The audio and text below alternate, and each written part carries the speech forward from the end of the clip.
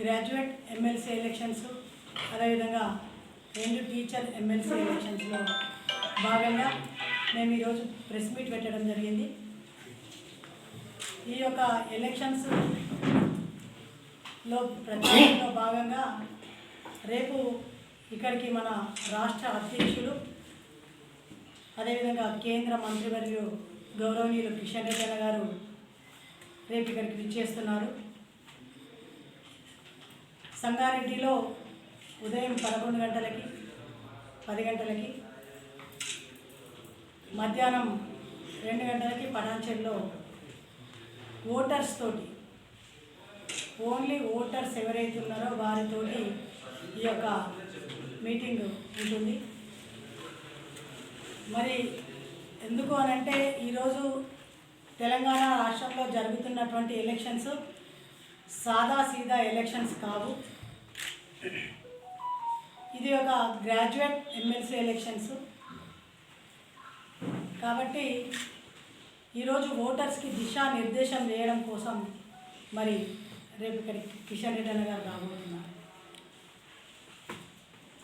తెలంగాణ రాష్ట్రంలో జరుగుతున్నటువంటి ఈ MLC graduate MLC elections teacher MLC elections ఏవైతే ఉన్నాయో ఆ ఓటు వేసేటువంటి ఓటర్స్ ఈరోజు మేధావులు చదువుకున్నటువంటి వారు విజ్ఞులు వేసేటువంటి ఓటు కాబట్టి అందరికీ కూడా ఒక తెలంగాణ రాష్ట్రంలోనే కాదు భారతదేశంలోనే ఓటర్కి కూడా ఈరోజు ఒక నమ్మకం ఒక భరోసా వచ్చింది అంటే భారతదేశంలో భారతీయ జనతా పార్టీ అన్ని రాష్ట్రాలలో కేంద్రంలో కూడా భారతీయ జనతా పార్టీ అధికారంలో ఉండాలని చెప్పి నిశ్చయించుకున్నారు, డిసైడ్ అయిపోయారు. అది ప్రధానమంత్రి నరేంద్ర మోదీ గారు ఉంటేనే బాగుంటుంది. అందుకు నిదర్శనం మొన్నటికి మొన్న ఢిల్లీలో జరిగినటువంటి ఎలక్షన్స్ మనం చూసినాం. ఆ ఎలక్షను ఎటువంటి ఎలక్షన్ అంటే మీ అందరికీ తెలిసిందే, సాధారణమైనటువంటి ఎలక్షన్స్. అంటే ప్రతి ఒక్కరు కూడా ఓటు వేసేటువంటి ఎలక్షన్స్, ప్రతి ఒక్కరు కూడా ఓటు వినియోగించుకునేటువంటి ఎలక్షన్. మరి కాంగ్రెస్ ప్రభుత్వం హస్తినాలో అస్తం తప్ప ఎప్పుడూ కూడా ఇక్కడ ఎవరిది పీఠం ఉండదు, ఎవరు ఇక్కడ గద్దెనెక్కరు అని చెప్పినటువంటి కాంగ్రెస్ పార్టీకి సాధారణ ఓటర్సు బుద్ధి చెప్పి హస్తినాలో హస్తంని కథం పట్టించి కమలం వికసించే విధంగా కనీసం ఖాతా కూడా తెరవకుండా ఈరోజు ప్రజలు తీర్పు చెప్పిరంటేనే భారతదేశంలో కానీ తెలంగాణ రాష్ట్రంలో కానీ ఎవరు అధికారంలో ఉండాలి అనుకుంటున్నారు ప్రజలు అనేది మనక్కడ డిసైడ్ అయిపోయింది. మరి అదేవిధంగా రేపు తెలంగాణ రాష్ట్రంలో జరిగే ఈ graduate MLC elections teacher MLC elections కూడా ఉండబోతున్నాయని చెప్పి మేము బల్లబుద్ధి చెప్తా ఉన్నాం. ఎందుకంటే తెలంగాణ రాష్ట్రంలో అధికారంలోకి వచ్చి కాంగ్రెస్ పార్టీ 14 నెలలైనా కూడా ఇప్పటికీ కూడా ఇచ్చిన 6 గ్యారంటీలను పక్కన పెట్టి ప్రజలను మోసం చేసి 14 నెలలుగా పరిపాలిస్తున్నటువంటి రేవంత్ రెడ్డి గారు మీరు ప్రజలకు సమాధానం చెప్పాల్సినటువంటి అవసరం ఉంది. మీరు ఇస్తానన్నటువంటి 6 గ్యారంటీలలో మీరు ఏది నెరవేర్చిండ్రు? యువతకు ఉద్యోగాలు ఇస్తున్నారు, ఎక్కడిచ్చిండ్రు? రైతులకు రుణమాఫీలు అన్నారు, ఎక్కడిచ్చిండ్రు? మరి రైతులకు ఎకరానికి 15,000 రూపాయలు అన్నారు, ఎక్కడిచ్చిండ్రు? చెప్పాల్సినటువంటి అవసరం ఉంది.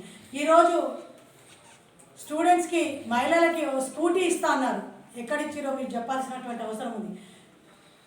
ప్రతి కుటుంబంలో అమ్మాయిలకు పెళ్ళిళ్ళు అయితే తులం బంగారం ఇస్తామన్నారు, ఎక్కడిచ్చిరో మీరు చెప్పాల్సినటువంటి అవసరం ఉంది.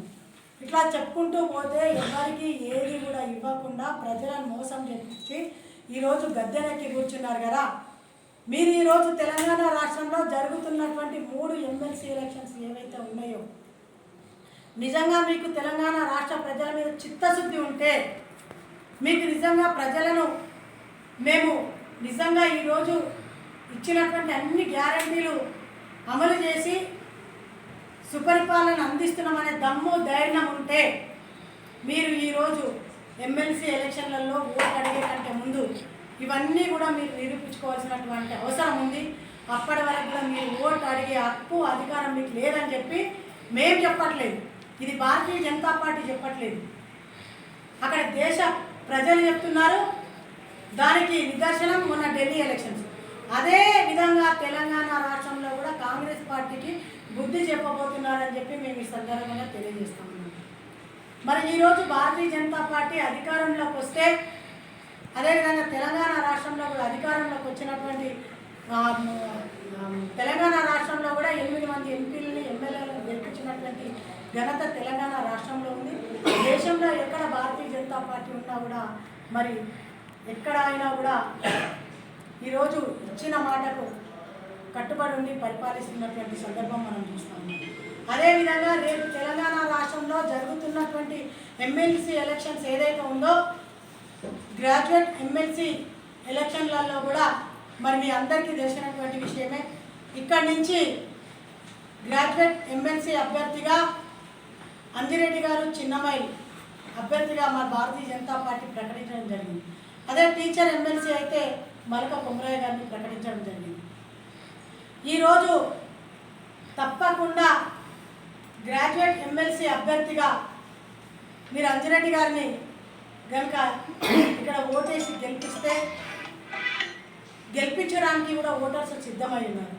ఎందుకంటే నేను ఇంతకుముందే చెప్పినాను, ఇక్కడ జరిగే ఎలక్షన్ సాధారణమైనటువంటి ఎలక్షన్స్ కాదు. చదువుకున్నటువంటి వాళ్ళు విఘ్నులు వేసే ఓటు.